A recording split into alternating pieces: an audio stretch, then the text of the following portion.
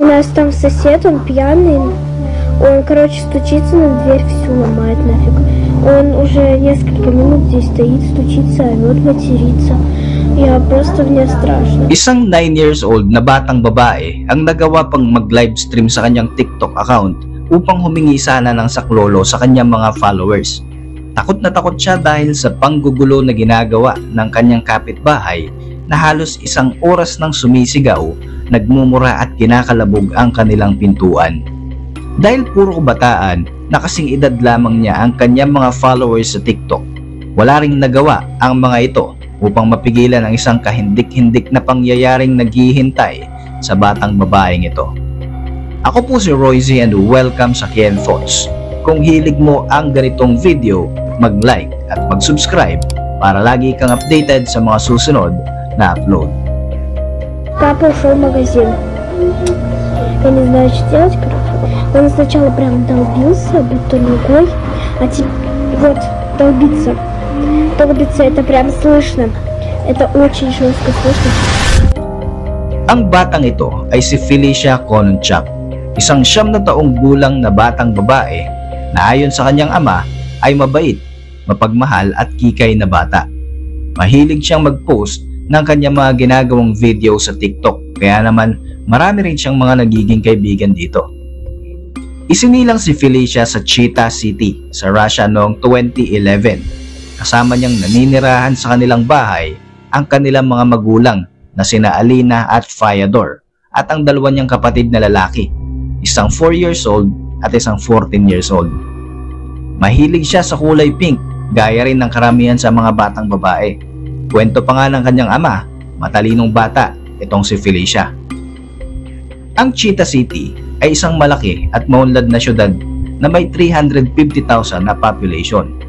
Kahit na isa itong syudad, may kalayuan ang lugar na ito sa iba pang mga bayan sa Russia. Gayunpaman, pakiramdam ni Felicia ay malapit pa rin siya sa mundo dahil nga sa social media, lalong-lalo na sa TikTok. Wala man siyang milyon-milyon na mga followers, marami naman siyang nagiging kaibigan dito sa TikTok sa iba't ibang bahagi ng Russia. Suportado naman ng kanyang mga magulang ang kanyang ginagawa dahil wala naman silang nakikitang masama rito. February 17, 2021, naiwan sa kanilang bahay si Felicia at ang kanyang dalawang kapatid na lalaki. Nasa trabaho ang kanyang ina, samantalang umalis naman saglit ang kanyang ama dahil may bibilin ito sa grocery store. May ilang mga trabahador din sa kanilang bakuran na noong oras na yon ay nagre-renovate dito. Maayos naman ang lahat ng tanghaling iyon, pero nagbago ito nang may marinig siyang lalaki na sumisigaw at nagmumura sa labas ng kanilang bahay. Galit na galit ito habang kumakatok at kinakalabog ang kanilang pintuan, kaya naman halos masira na ito. Sa sobrang takot sa mga nangyayari, nagdesisyon siyang mag-livestream sa kanyang TikTok account upang humingi ng advice sa kanyang mga kaibigan online kung ano ba ang dapat niyang gawin. Ito rin ang nakikita niyang paraan para kahit papano ay maibsan ang kanyang takot. Ребята, всем привет, у меня сейчас жесть история. У нас там сосед, он пьяный, он, короче, стучится на дверь, всю ломает нафиг. Он уже несколько минут здесь стоит, стучится, орёт, матерится. Я просто, мне страшно, блин, вообще, мне страшно. Я с братом младшим, старшим, там еще ремонт делают. Папа ушел в магазин. Я не знаю, что делать, короче. Он просто нам сейчас дверь сломает. Жесть просто, капец. Мне очень страшно, у меня сердце бьется, жесть. Я боюсь, у меня просто... Теперь он сначала прям долбился, будто ногой, а теперь вот долбиться. Долбиться, это прям слышно. Это очень жестко слышно. Чё его... Мне просто башка раскалывается. Imagine kung gaano na lang ang takot ng batang ito. Isang lalaki na lasing ang nag-iiskandalo sa labas ng kanilang bahay at pinipilit nitong buksan ang kanilang pintuan upang ito ay makapasok. Halos isang oras nang naka-livestream si Felicia. Hindi pa rin umaalis ang nagwawalang lalaki. Sa video ay maririnig ang malakas na mga katok at kalabog sa kanilang pintuan. Maririnig din ang kanyang nakababatang kapatid na kalaunan ay sinabi niyang nagtatago dahil na rin sa takot.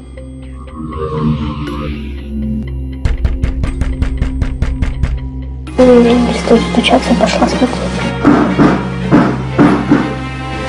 Это он только что стучал, короче, вот. Я как смогла, так связал, блин. Я боюсь, Hindi pala ito ang unang beses na nanghaharas at nanggugulo ang lalaking ito na kanilang kapitbahay.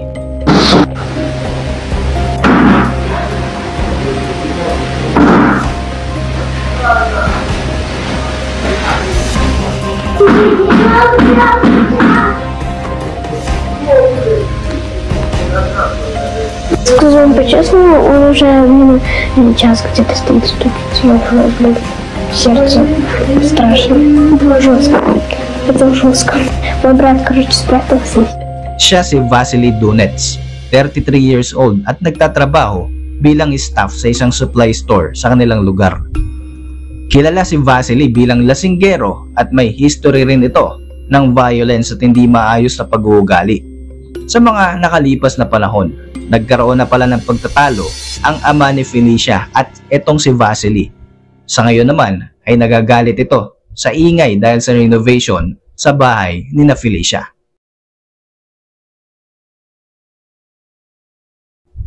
Nang umaga ng araw na yon, ginugulo na pala ni Vasily ang magkakapatid dahil nagrereklamo ito sa ingay dahil sa renovation.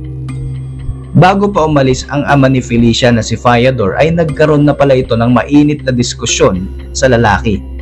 Galit na galit si Vasily sa tagpong ito pero imbis na kay Fyodor ibunton ang kanyang galit, hinintay niya lang pala itong umalis at saka sinimulang takutin ang mga anak nito.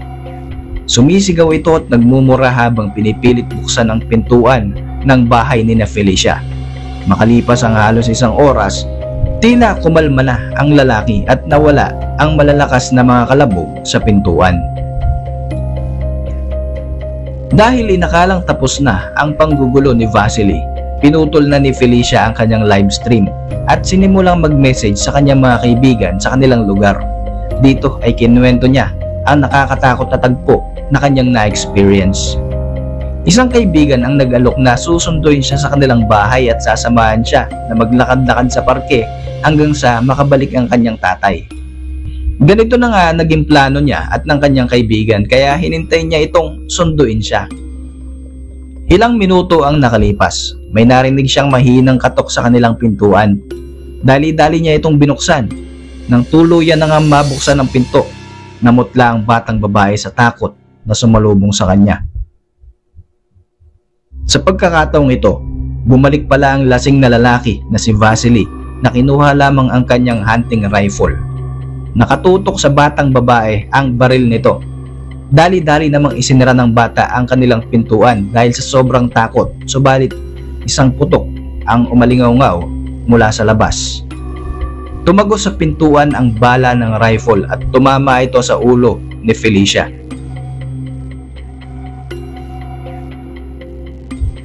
Inabutan pa siyang buhay ng kanyang ama, nagulat na gulat nang makita ang nakahandusay na katawan ng kanyang anak na babae. Agad niyang niyakap si Felicia habang ito'y naghihingalo. Sinigawan din niya ang kanyang panganay na anak at ang mga trabahador na nagkukumpuni ng kanilang bakuran upang tumawag ng ambulansya. Agad namang tumawag ng emergency services ang panganay na anak na lalaki ni Fyodor pero huli na ang lahat.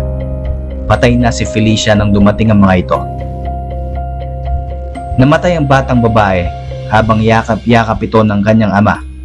Isang nakakadurog ng puso na tagpo na naganap dahil lamang may isang walang pusong lasinggero ang hindi na naawa na barilin ang isang inosenteng bata.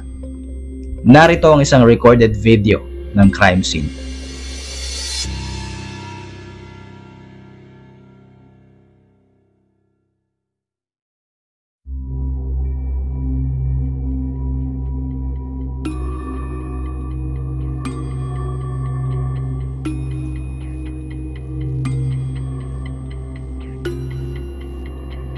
Tinamaan si Felicia sa ulo ng bala ng isang 12 caliber rifle at isang milagro na nga na may tuturing na buhay pa siya nang dumating ang kanyang tatay at nakapagpaalam pa nga ito bago ito tuluyang masawi.